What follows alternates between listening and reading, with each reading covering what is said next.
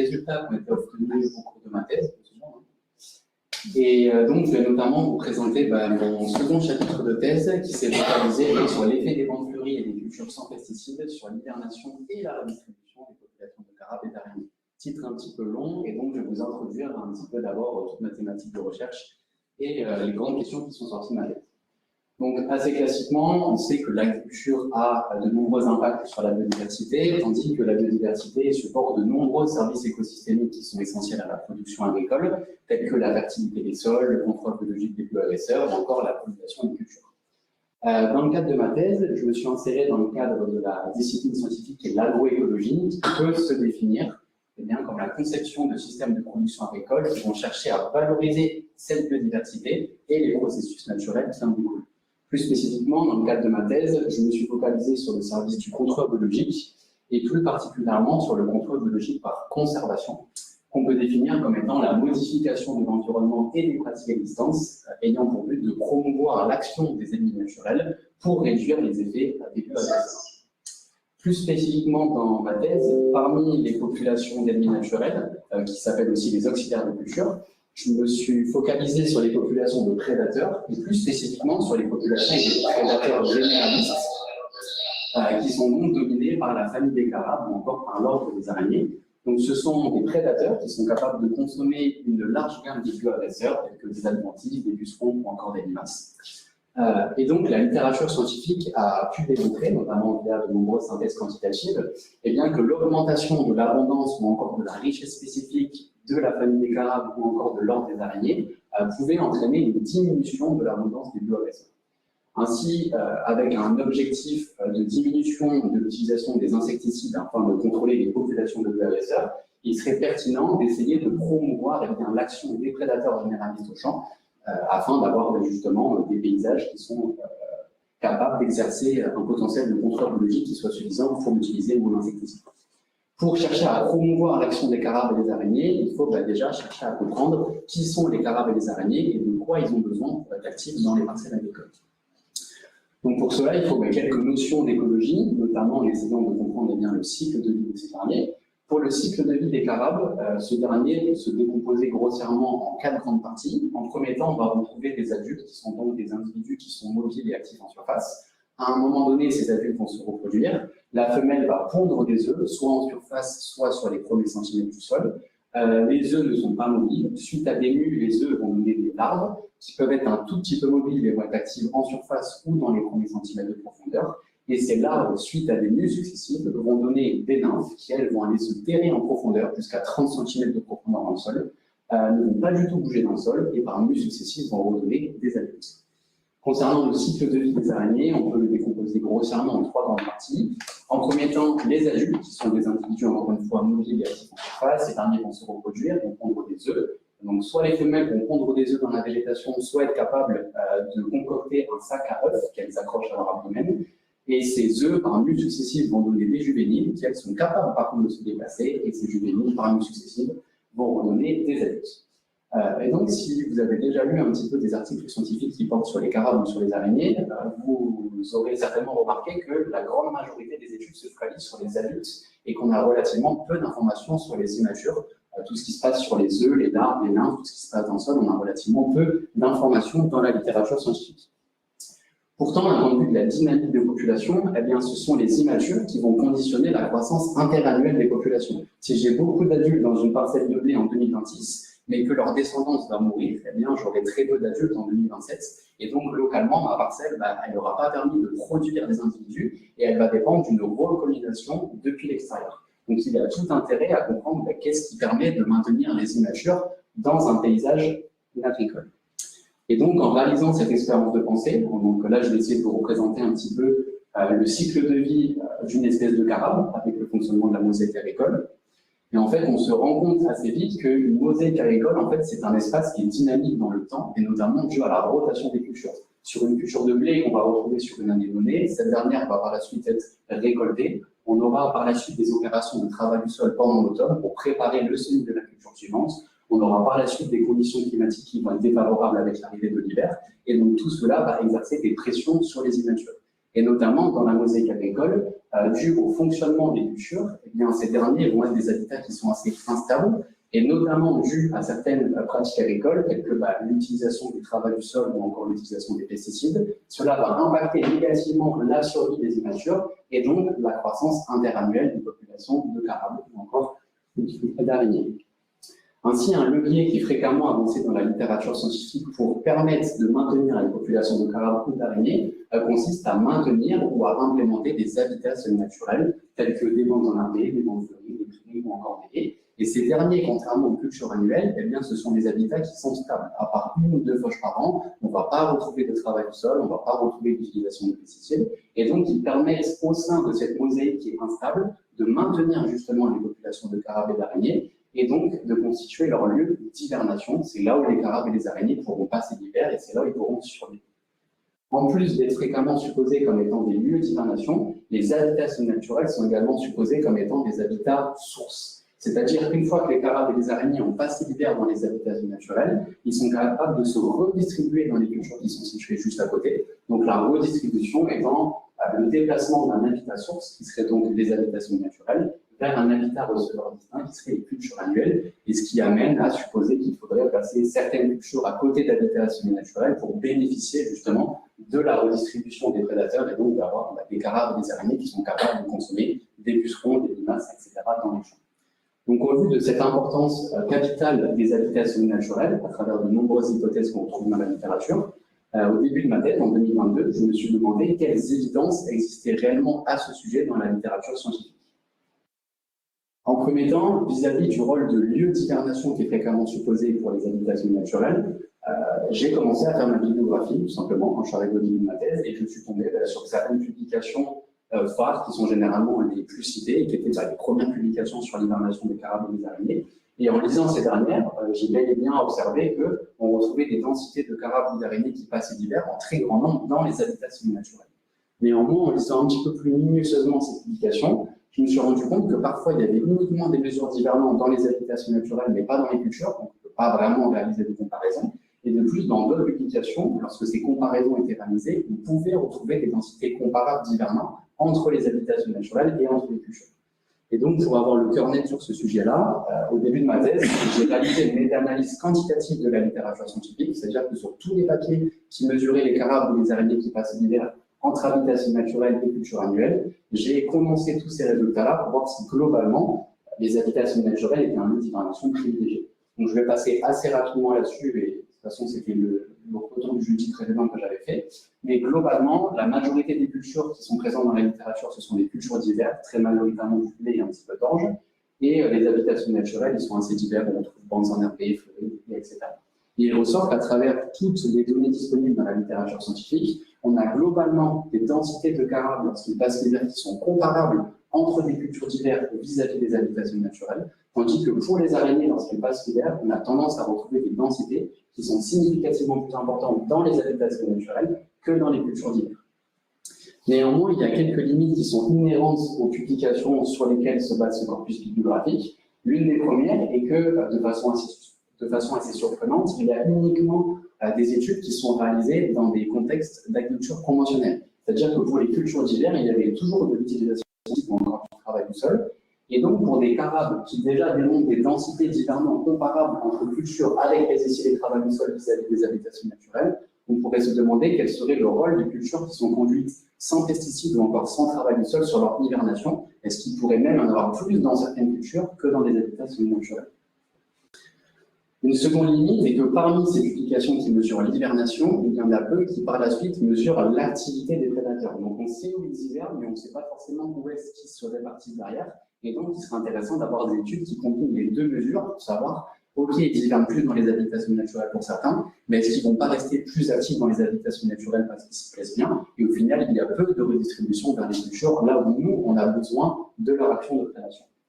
Et enfin, une dernière limite, et que dans la majorité des papiers, je n'ai généralement pas pu avoir accès à la composition des communautés. C'est pour cela qu'en fait, j'ai réalisé les comparaisons de densité de carabes, mais je ne sais pas qui se cache derrière ces carabes. Est-ce que j'ai autant de densité de carabes entre cultures d'hiver et habitation naturelle? Est-ce que ce sont les mêmes communautés, les mêmes espèces, ou bien est-ce qu'on a vraiment des communautés qui sont différentes entre ces deux habitats?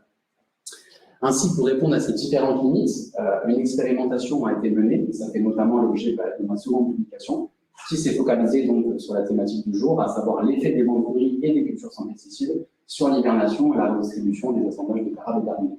Donc, dans cette expérimentation-là, on a à la fois des systèmes de culture agroécologiques, donc des cultures sans pesticides, comparés à des habitations naturelles. On a mesuré à la fois l'hivernation et la redistribution, et on a notamment réalisé des analyses que je vais présenter après sur les assemblages, donc sur les communautés, et pas que sur des densités.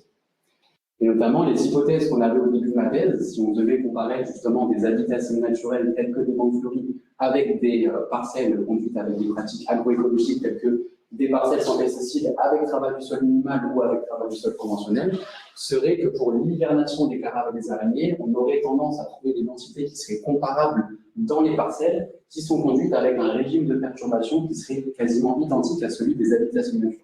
Donc, dans des parcelles sans pesticides avec travail du sol minimal, on n'a pas de pesticides, très peu de travail du sol, on a un fonctionnement écologique qui serait proche de celui des habitations naturelles, et donc des densités d'hivernants qui seraient comparables, tandis que dans des parcelles avec travail du sol conventionnel, on aurait de la mortalité sur les hivernants, et donc des densités moindres d'hivernants.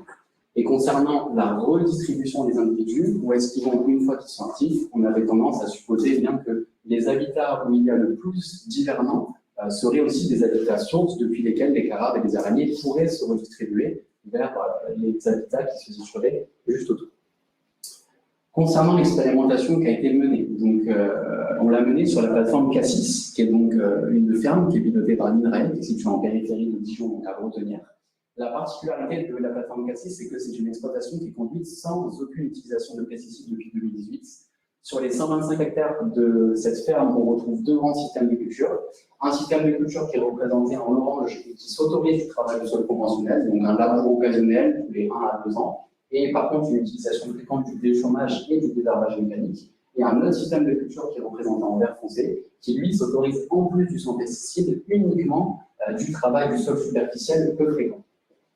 Et en plus de ces deux systèmes de culture sans pesticides, il y a 14 hectares d'habitations naturelles qui ont été implantés en 2018 et leur objectif était de former un dense réseau d'habitations naturelles. En gros, sur la totalité des parcelles, elles sont toujours bordées par des bancs emmarbés et par des bancs fleuris, de façon à bénéficier de l'effet de ces habitations naturelles.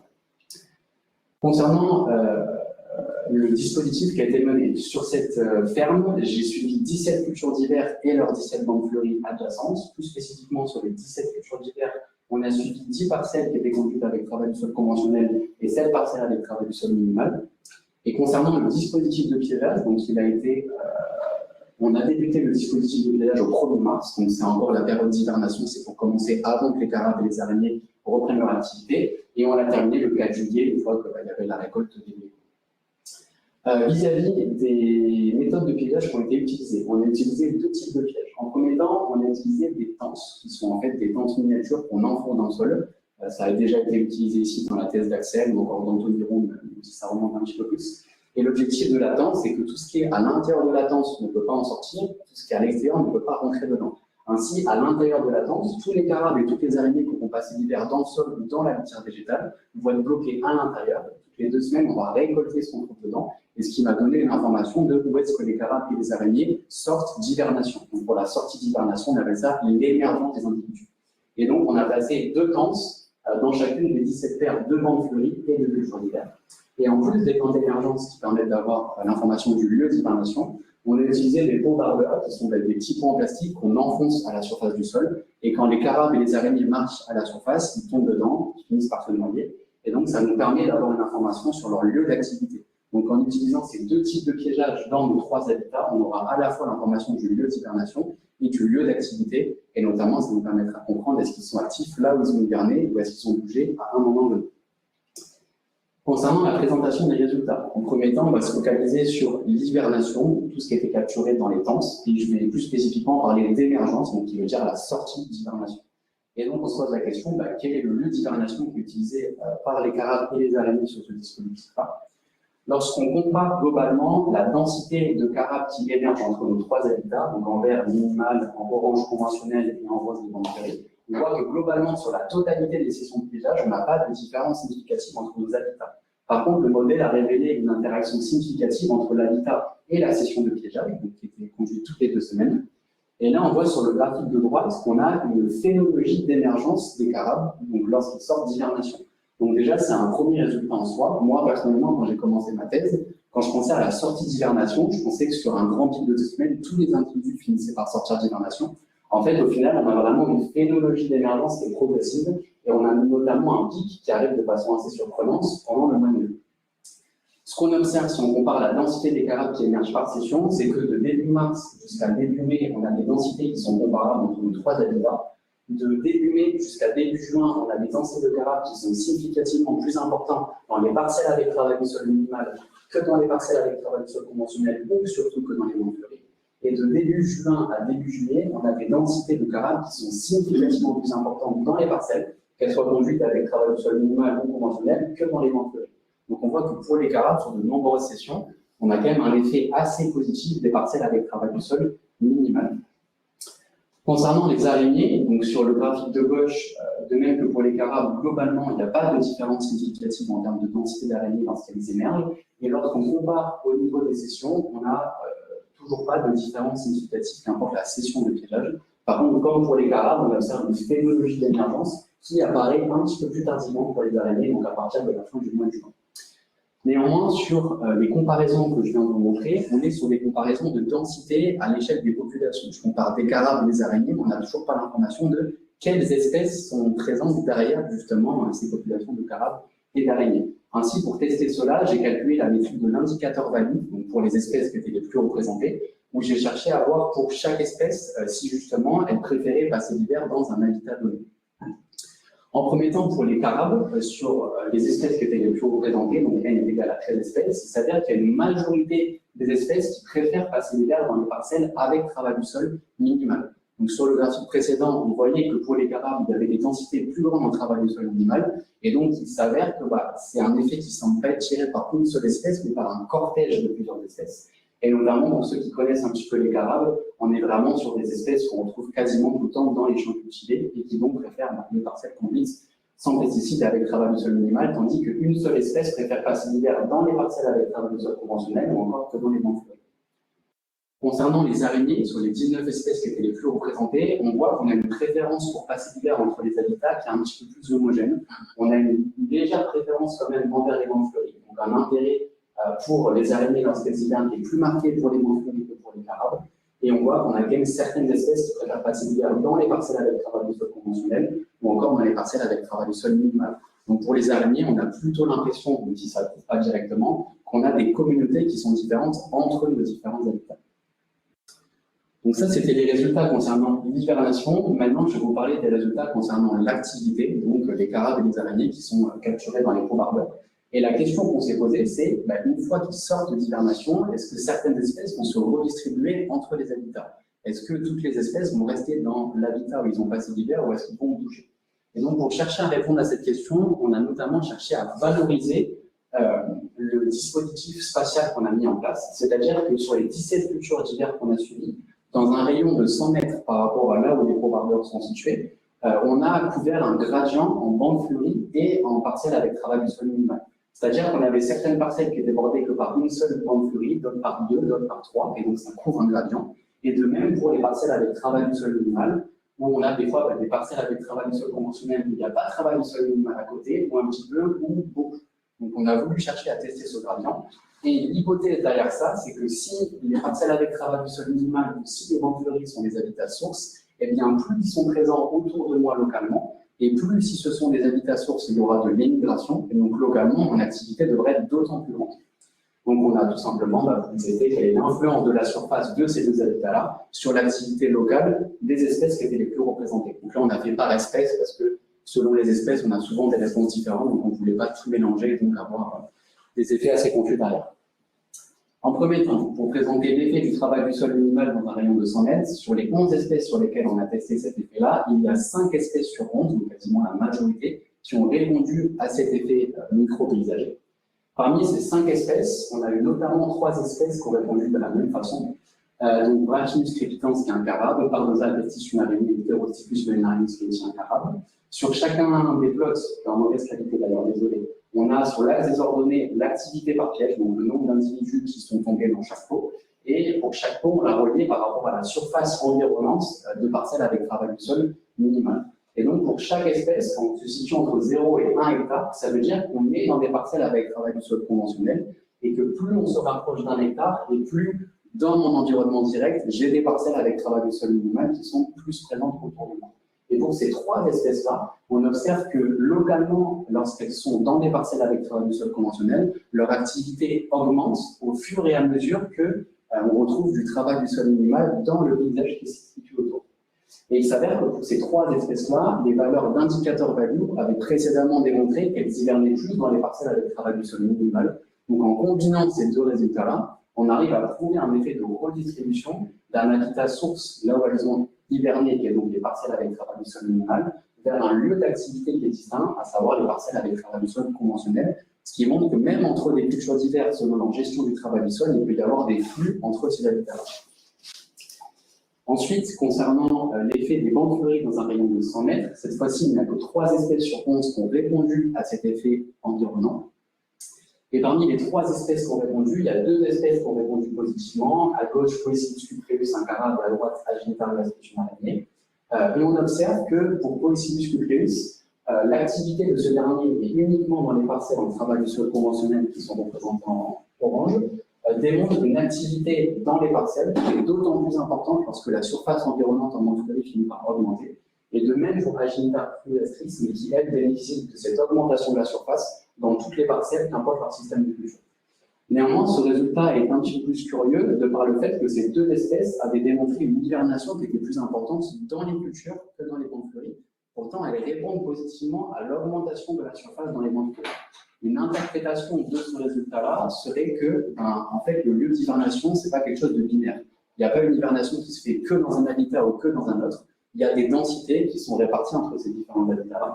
Et donc, malgré le fait que ces 2 espèces hivernent plus dans les cultures, il y a une petite partie qui hiverne dans les bandes fleuries et qui pourrait par la suite venir se redistribuer dans les parcelles. Néanmoins, pour avoir le cœur net sur cette interprétation, il faudrait faire une autre expérimentation et essayer de mieux quantifier les flux directs entre plusieurs types d'habitats qui sont situés juste à côté. Voilà pour la présentation des résultats. J'espère que c'était à peu près concis.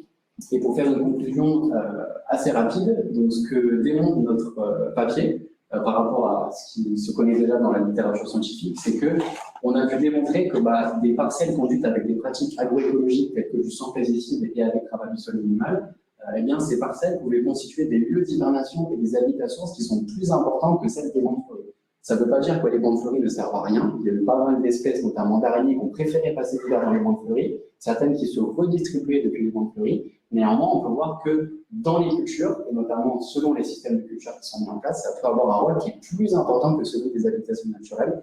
Donc, il ne faut pas considérer les cultures comme étant des habitats délétères pour les carabes et les araignées. Ils peuvent réussir à boucler leur cycle de vie dedans sans forcément dépendre des habitations naturelles qui se situent juste à côté. Et donc, ceci incite à considérer de plus en plus l'hétérogénéité cachée du paysage, c'est-à-dire pas que se focaliser sur tout ce qui est visible, les habitations naturelles, la diversité des cultures, mais aussi sur les pratiques qu'on ne peut pas forcément observer, qui sont présentes au sein des parcelles et qui peuvent avoir un effet qui est plus important justement que certaines habitations naturelles.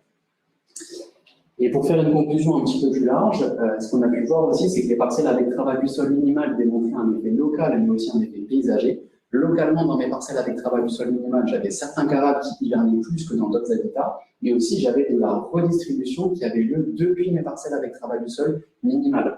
Donc cela incite à réfléchir comment est-ce qu'on agence le paysage, mais à des échelles qui sont un petit peu plus larges, et donc ça incite au fait de passer d'une gestion qui est plus individuelle et locale, je gère mes pratiques, mes variétés, etc., sans considérer ce qui se passe à côté, à passer à une gestion qui est plutôt collective et paysagère, notamment le fait que certaines parcelles peuvent être des habitats sources. Donc, selon comment j'agence mes parcelles, peut-être que les parcelles du voisin vont bénéficier de mes pratiques localement, et peut-être que selon ce que fait le voisin, localement, si j'ai une parcelle où j'ai souvent des problématiques pucerons, j'ai plus intérêt à la localiser juste à côté, et donc à réfléchir de façon concertée comment est-ce qu'on agence nos cultures, nos systèmes de culture, et aussi nos habitations naturelles. Voilà, je vais m'arrêter ici, et si vous avez des questions après sur des perspectives un petit peu plus techniques, au plaisir d'y répondre. Merci.